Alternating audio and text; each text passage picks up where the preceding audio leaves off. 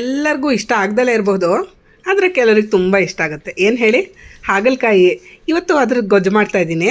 ಒಂದು ಪ್ಯಾನ್ಗೆ ಒಂದು 2-3 ಟೇಬಲ್ ಸ್ಪೂನಷ್ಟು ಎಣ್ಣೆ ಹಾಕ್ಬಿಟ್ಟು, ಒಂದು ಚಮಚದಷ್ಟು ಸಾಸಿವೆ ಹಾಕ್ಬಿಟ್ಟು, ಸಾಸಿವೆ ಚಿಟ್ಕೊಟ್ಟಿದ್ಮೇಲಿಂದ ಸಣ್ಣಗೆ ಹೆಚ್ಚಿಟ್ಕೊಂಡಿರೋಂಥ ಹಾಗಲಕಾಯಿ, ಒಂದು 4 ಹಾಗಲಕಾಯಿ ತೊಗೊಂಡಿದ್ದೀನಿ. ಅದನ್ನು ಪ್ಯಾನ್ಗೆ ಸೇರಿಸ್ಕೊಂಬಿಡೋದು. ಆಮೇಲೆ ಚೆನ್ನಾಗಿ ಫ್ರೈ ಮಾಡಬೇಕು. ನೀವು ಬೇಕಾದರೆ ಹಾಗಲಕಾಯಿಗೆ ಅರಿಶಿನ ಎಲ್ಲ ಹಾಕ್ಕೊಂಬಿಟ್ಟು ನೀವು ಹಿಂಡ್ಬಿಟ್ಟು ಅದರದ್ದು ಕಹಿ ಎಲ್ಲ ತೆಗೆದುಬಿಟ್ಟು ಮಾಡ್ಬೋದು. ನಾನೇನು ಆ ಥರ ಮಾಡಿಲ್ಲ.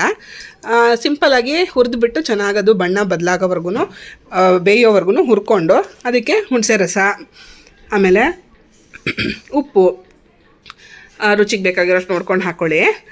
ಕೆಲವು ಹಾಗಲಕಾಯಿ ಕಹಿ ಇರುತ್ತೆ, ಕೆಲವು ಕಹಿ ಕಮ್ಮಿ ಇರುತ್ತೆ. ನಿಮಗೆ ಟೇಸ್ಟಿಗೆ ತಕ್ಕನಾಗಿ ಮಾಡ್ಕೊಳ್ಳಿ. ಅದಾದಮೇಲೆ ಬೆಲ್ಲನೂ ಅಷ್ಟೇ, ಕೆಲವ್ರಿಗೆ ಜಾಸ್ತಿ ಇಷ್ಟ ಆಗುತ್ತೆ, ಕೆಲವ್ರಿಗೆ ಕಮ್ಮಿ ಇಷ್ಟ ಆಗುತ್ತೆ. ನಾನು ಮಕ್ಕಳಿಗೋಸ್ಕರ ಮಾಡ್ತೀನಲ್ಲ, ಸ್ವಲ್ಪ ಬೆಲ್ಲ ಮುಂದಾಗಿ ಹಾಕ್ತೀನಿ. ಹಾಕ್ಕೊಂಡು ಎಲ್ಲದನ್ನೂ ಚೆನ್ನಾಗಿ ಹೋಳೆಲ್ಲ ರಸ ಹೀರ್ಕೊಳ್ಳೋವರೆಗೂ ಚೆನ್ನಾಗಿ ಮತ್ತೆ ಫ್ರೈ ಮಾಡ್ಕೊಳ್ಳಿ. ಅದಾದಮೇಲೆ ಸಾರಿನ ಪುಡಿ, ಒಂದು 2 ಚಮಚದಷ್ಟು ಸಾರಿನ ಪುಡಿ ಹಾಕ್ಕೊಂಬಿಟ್ರೆ ತುಂಬ ಚೆನ್ನಾಗಿರೋಂಥ ಹಾಗಲಕಾಯಿ ಗೊಜ್ಜು ರೆಡಿ ಆಗುತ್ತೆ. ಎಷ್ಟು ಫಾಸ್ಟಾಗಿ ಆಗುತ್ತೆ ಅಂತಂದರೆ, ನಿಮಗೆ ಹುರಿಯೋಕ್ಕೆ ಎಷ್ಟು ಟೈಮ್ ಬೇಕೋ ಅಷ್ಟೇ ಟೈಮು, ಅದಕ್ಕಿಂತ ಜಾಸ್ತಿ ಹೊತ್ತು ಹಿಡಿಯಲ್ಲ.